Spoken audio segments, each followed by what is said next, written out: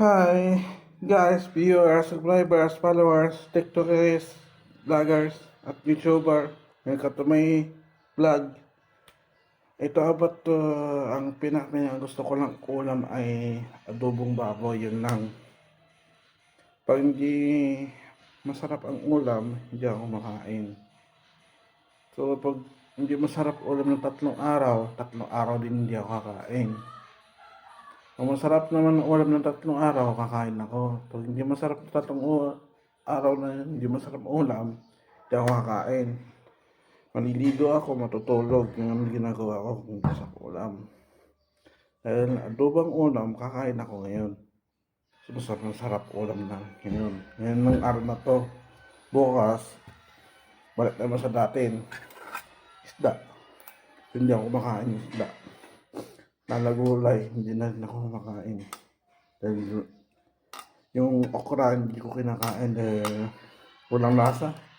Ayaw pagkain na okra. Ito ang gusto kong ulam, karne.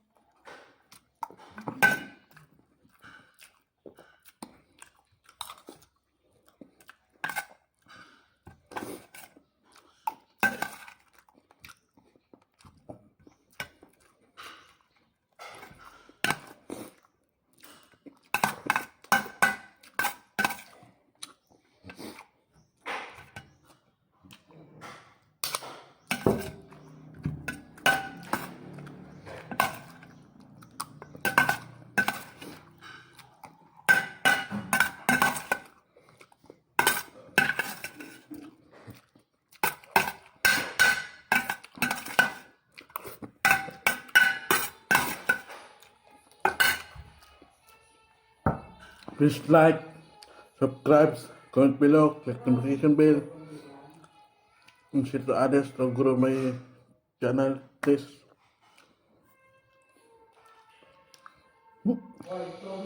At salamat sa panonood. Kung may gusto manood dito, thanks for watching.